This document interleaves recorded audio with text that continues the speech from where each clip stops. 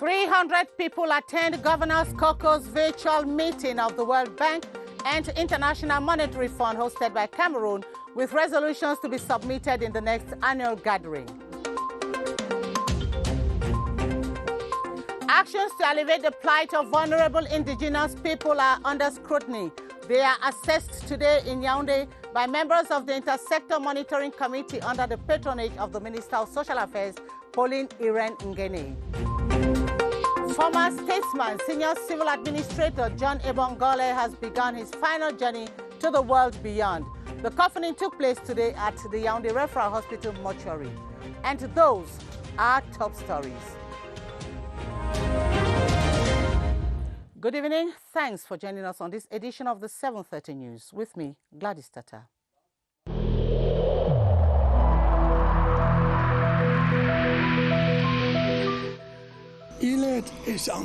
Each of us must comply with the measures that have been taken.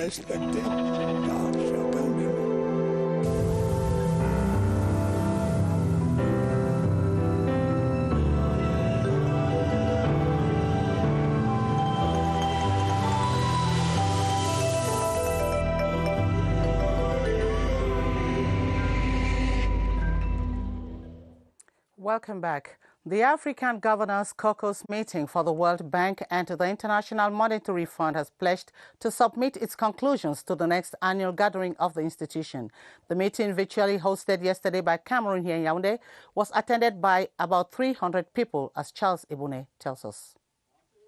At least 250 people were connected online for this year's Africa Governors Group meeting for the World Bank and the International Monetary Fund, organized and held in Cameroon. To come out with a very strong memorandum that is going to be presented to the two authorities of the World Bank Group as well as IMF General Managing Director. The human capital development at a time when plus 1 million people are already infected by the coronavirus on the continent was focused. It's about macro and fiscal consolidation and management in a moment like this one with huge constraints in terms of mobilizing resources where expenditures are going up. An event placed under the patronage of the President of the Republic of Cameroon, it was also the country's diplomacy displayed virtually.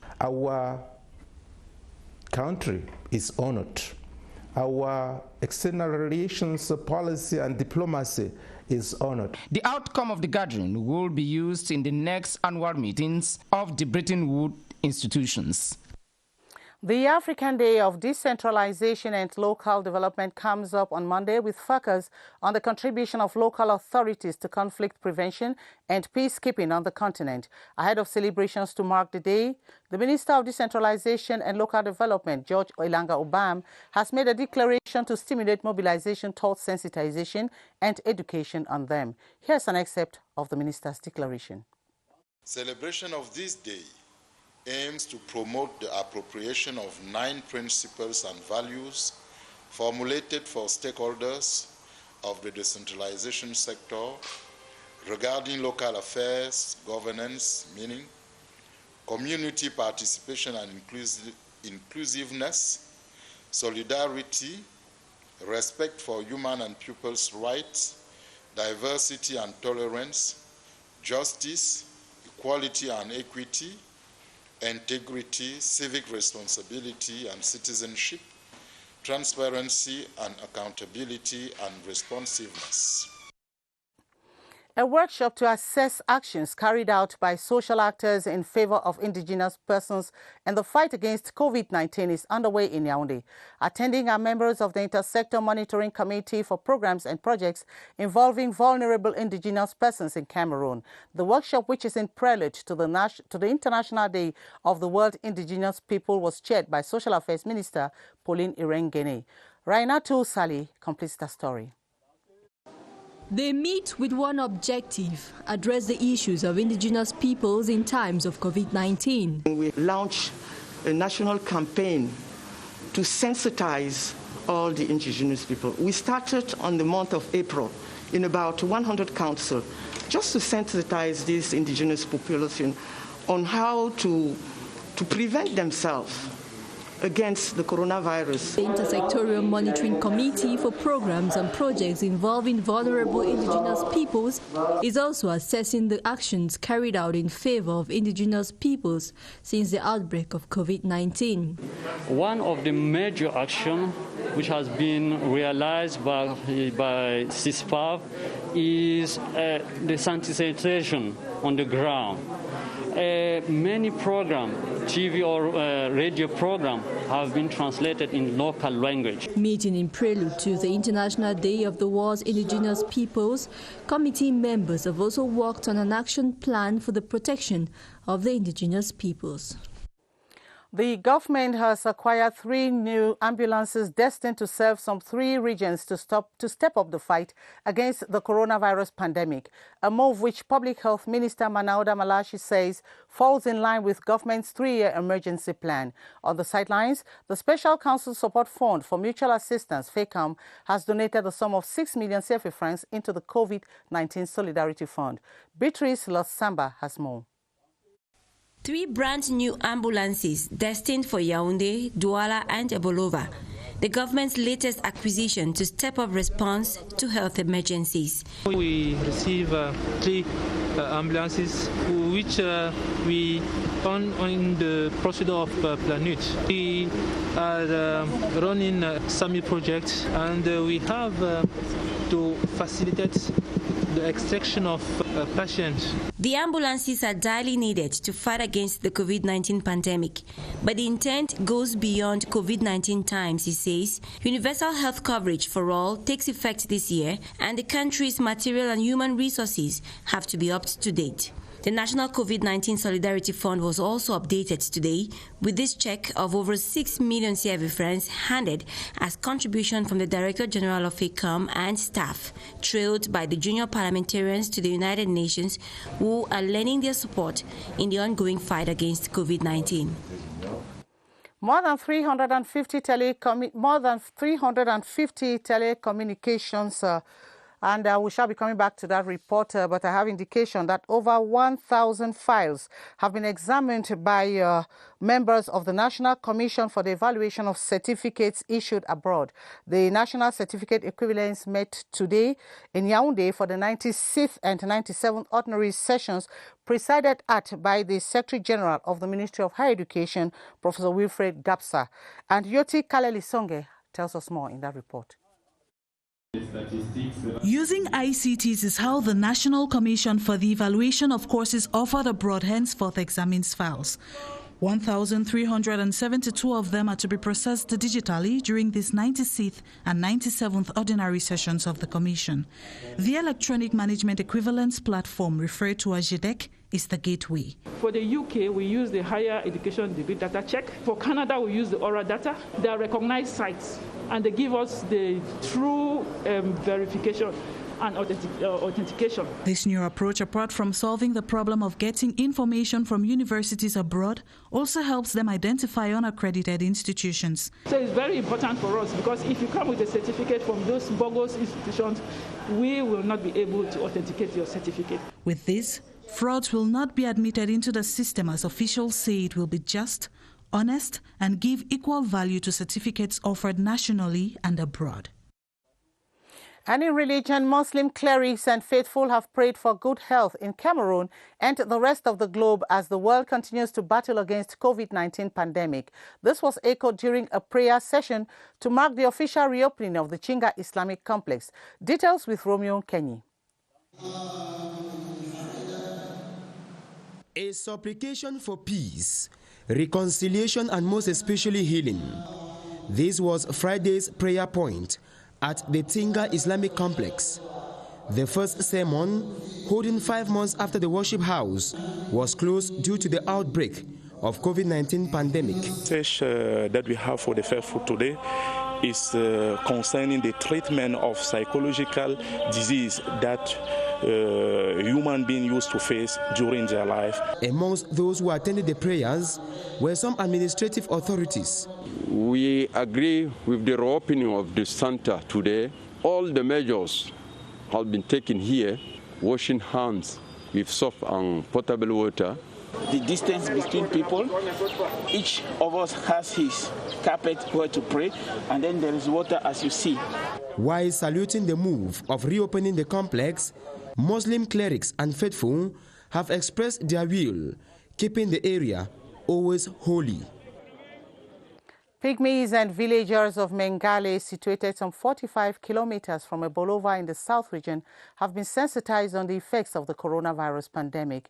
The George Weah Foundation, which is based in Ebolova and headed by Stefan Ezezum, visited the locality to distribute COVID-19 prevention kits to the villagers.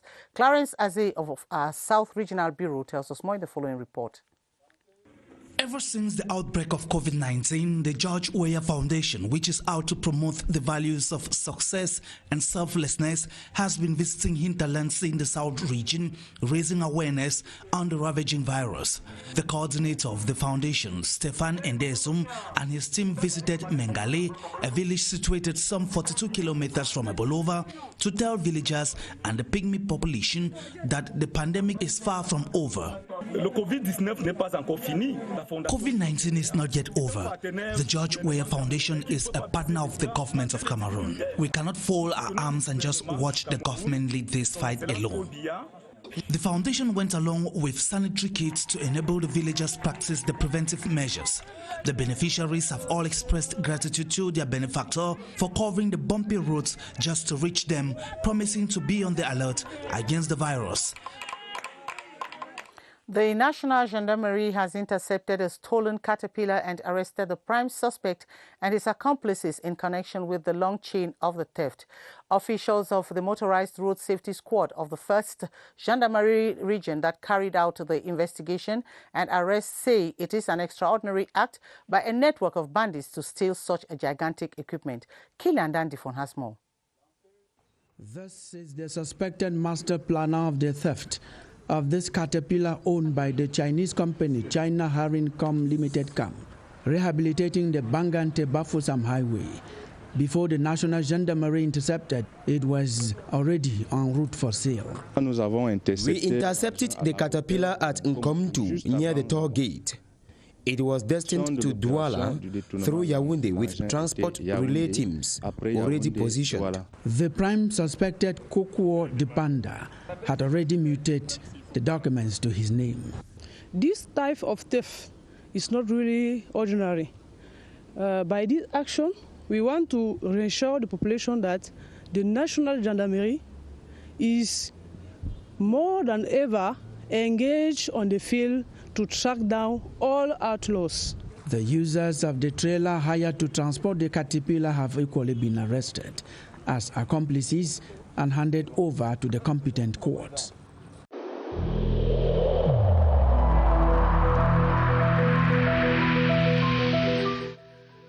The wearing of face masks in public places will be mandatory until further notice.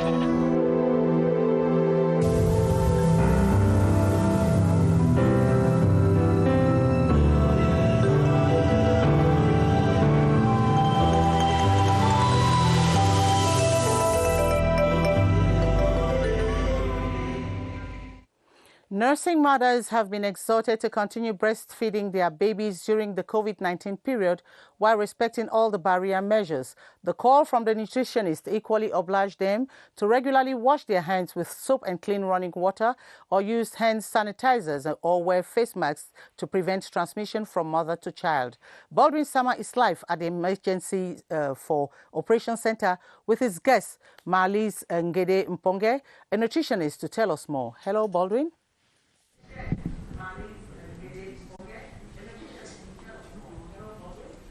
Good evening to you, Gladys Tata, and welcome. I should say it becomes quite disturbing for some of these nursing mothers to know exactly whether or not to continue breastfeeding their children during this particular period that we have the spread of COVID-19 nationwide. It equally becomes quite disturbing for them to know whether or not the breast milk contains the coronavirus and what are some of the modalities that they must respect when they are breastfeeding their children. That is what we shall be discussing with Madame Marlise Mponge Ngide. She is a nutritionist. Good evening, Madam.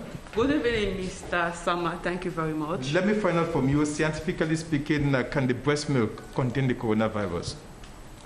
Normally, when they're talking about breastfeeding, there's no zero risk. I will start by saying that.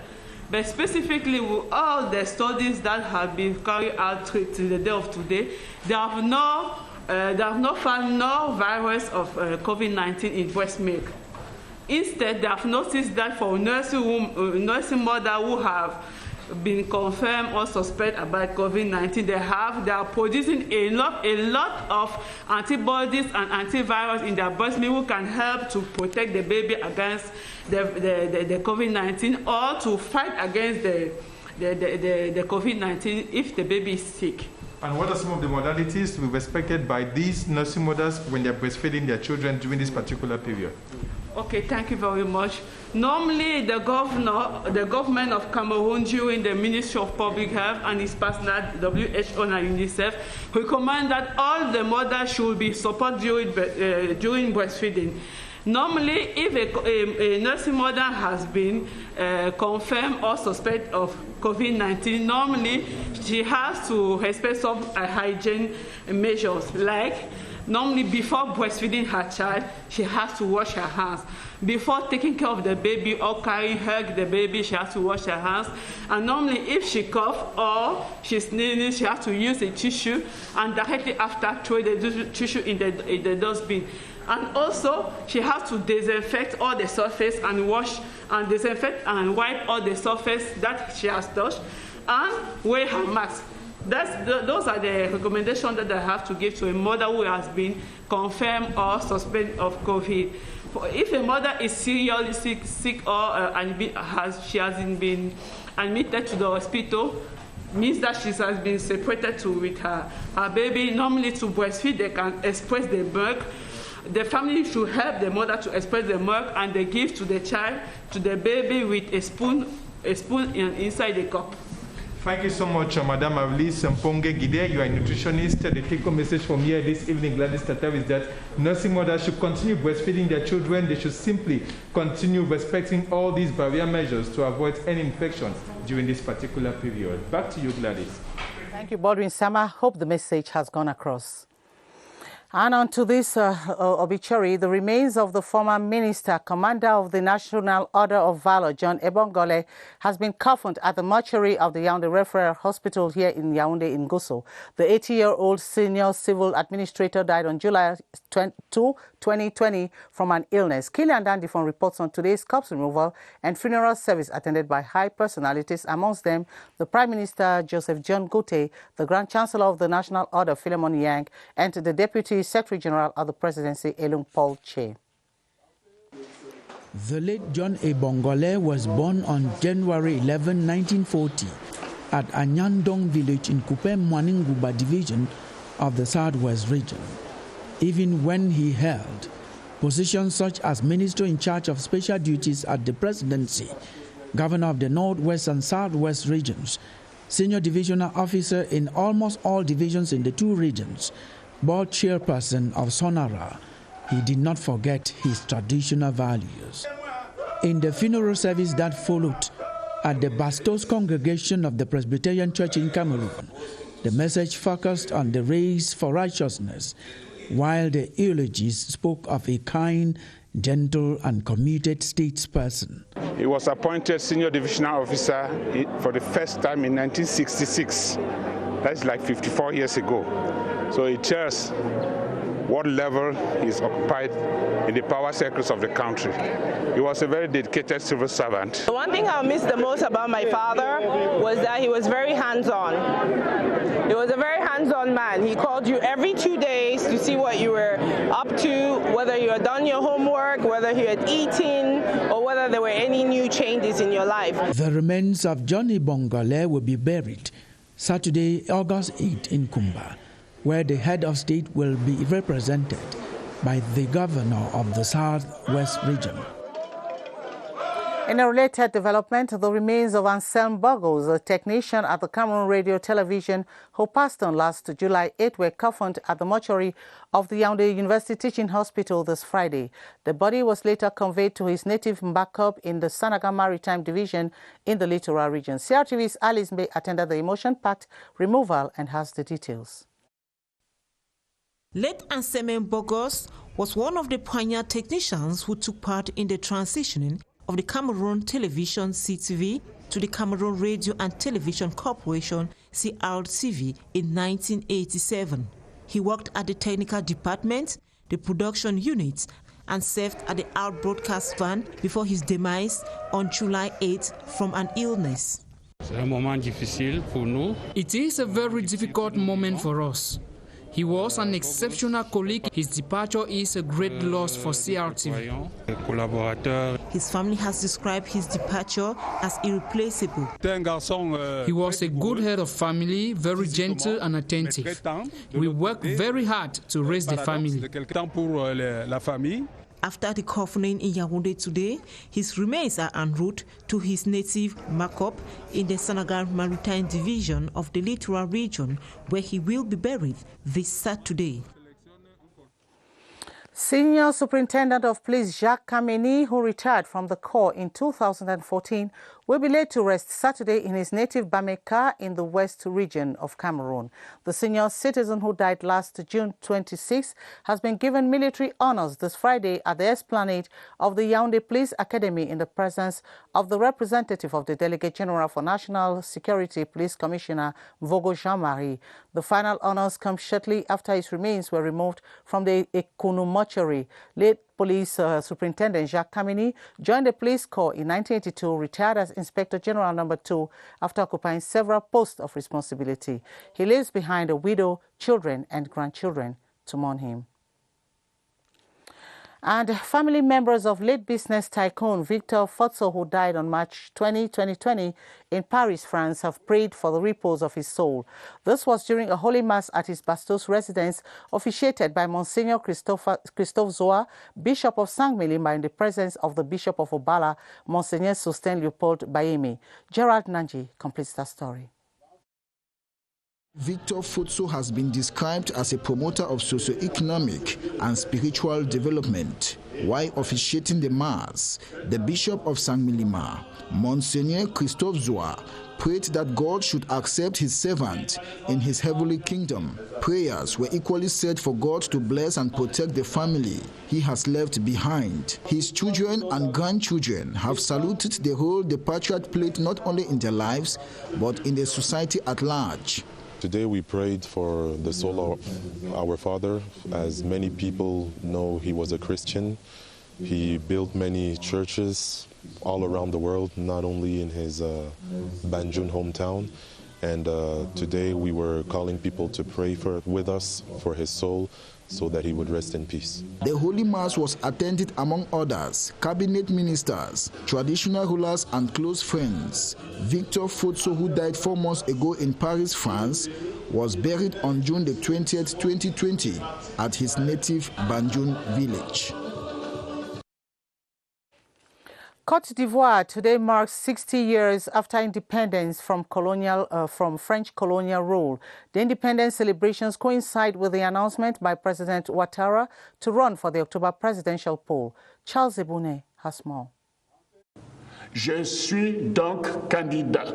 The Ouattara candidature for the Côte d'Ivoire October presidential poll was a whirl of circumstances. It is a very particular context where he previously announced he was leaving office, he was not going for another term, and now, under unforeseen circumstances, he is going to run again. The announcement, made on the eve of the 60 years of the country's international personality, was more of a political than a legal calculus.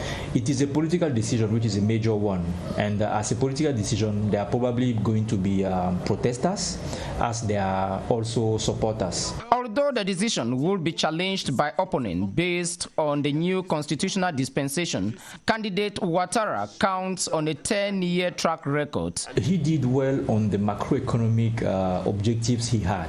Côte d'Ivoire from 2011 till 2019 has a growth which is around 8% of GDP. And I think in Francophone Africa, he is the best in class on that. Over a decade now, the country has known some political drama, which seem to be over yet. And in sports, PWD of Bamenda are planning to take the upcoming CAF Championship by storm. The team's Wango has announced plans to recruit the best players expected to fly the flag of the club at the continental level. Details with Winston Lepka from Bamenda. This is Tama Wango, the technical director of PWD of Bamenda.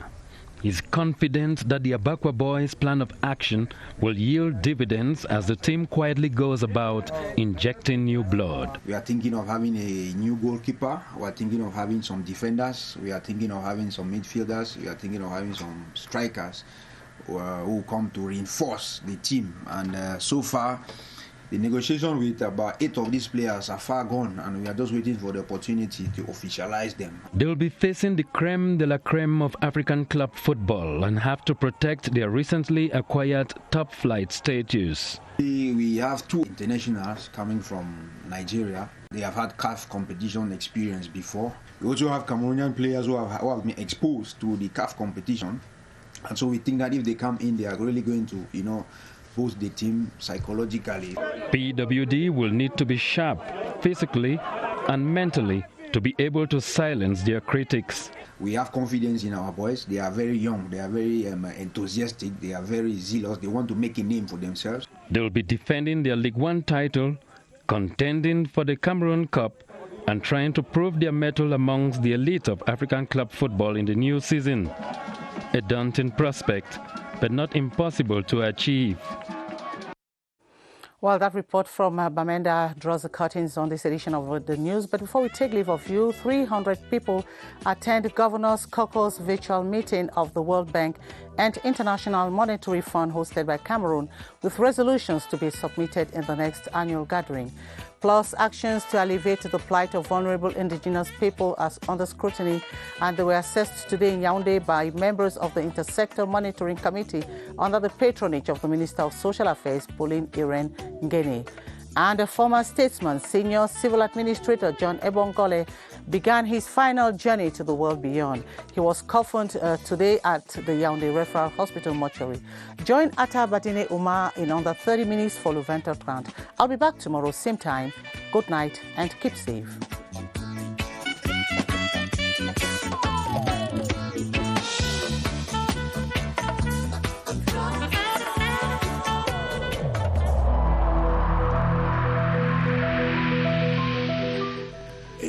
In this connection, we should avoid stigmatizing